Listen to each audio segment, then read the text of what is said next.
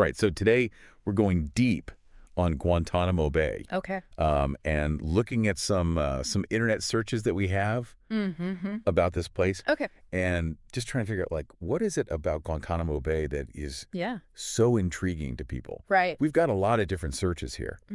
Some are very straightforward, like Guantanamo Bay. Okay.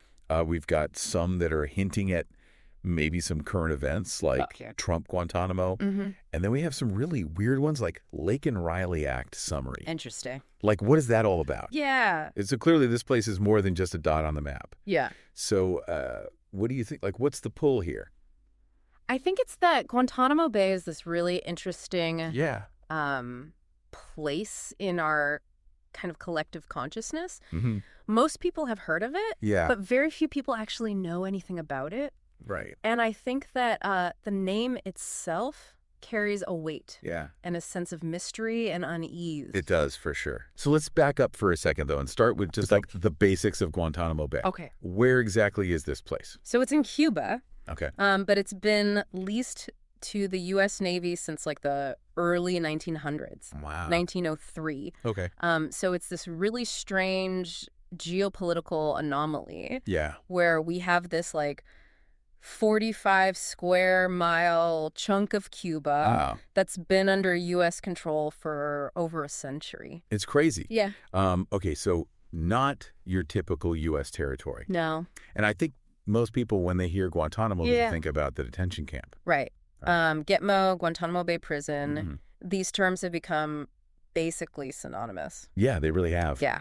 But we're seeing from these searches that it's more than that. More than that, yeah. Like there's Guantanamo is also a functioning naval base. Right. And Guantanamo Bay Naval Base has been around longer than the detention camp. Oh, wow. Okay, interesting. Yeah. So speaking of the detention camp, we've got some searches here that are tying Trump and Guantanamo together. Okay. So did his administration actually change anything there? That's a good question. Yeah. I remember there was a lot of talk. Right. Trump, he promised to load it up with bad dudes. Right. But despite that really strong rhetoric, no new detainees were actually sent there during his presidency. Huh. Okay, so more bark than bite. Yeah, I think his biggest impact was that he reversed Obama's executive order to close the camp. Okay. And that solidified its continued operation. Gotcha. So more of a symbolic impact than practical one. Yeah. Okay. Yeah. And then there's this one search that I'm just like, I don't even, Lake and Riley Act summary. Right. What is the connection to Guantanamo? This is a strange one, right? It's so weird. So the Lake and Riley Act is focused on child pornography. Okay. Making sure that victims have legal recourse. Okay. A connection to Guantanamo is strange. Yeah. But I think it probably stems from legal challenges that were brought forth on behalf of detainees who were minors when they were captured and sent to Guantanamo. Oh, wow. Yeah. That's a whole other... It's a whole other... Can of worms. Can of worms. Yeah. Okay. So we've also got some searches for DHS. Right. Department of Homeland Security. Yeah. What's their role in all of this? So DHS is mostly involved in immigration and border security. Okay. I think in the context of Guantanamo, they're involved because they oversee the transfer of detainees who've been cleared for release to other countries. Oh, okay. So they manage that whole process. Exactly. Yeah. Okay. So we've covered like the where, the what, the who. Right. But let's get to like the heart of the matter here. Yeah. Like what makes Guantanamo such a controversial and ethically charged issue? I mean, Guantanamo has become kind of this focal point in discussions about human rights, due process, the line between national security and individual liberties, the indefinite detention of prisoners without trial, the use of controversial interrogation methods, the legal limbo that a lot of detainees face. All of these things have drawn really sharp criticism from human rights organizations. Of course. Yeah. Yeah. It's like Guantanamo forces us to confront these really uncomfortable questions about how we balance security with human rights. Exactly. Especially in the context of, the war on terror. Like, it's easy to say we stand for freedom and justice. Yeah. But then when you get into these situations, it's like, are we really? It tests those principles, yeah. It really does, yeah. And we can't ignore the global impact either. Yeah.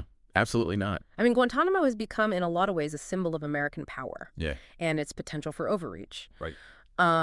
It's been used as a recruiting tool by extremist groups and continues to fuel anti-American sentiment. Yeah, around the world. It's really become this lightning rod for all of these issues. It really is. It's amazing how this one place, Guantanamo, has become shorthand for such complex and weighty issues. It's the power of place names, right? They become loaded with meaning. They carry the weight of history, trauma, political baggage. Guantanamo is more than just a location. It's this symbol. It's a lightning rod for all of these debates about, you know, some of the most challenging issues. Totally. So now that we've gone on this deep dive with us, what do you think about Guantanamo Bay? Is it a necessary evil? Is it a regrettable chapter in history? Is it something else entirely?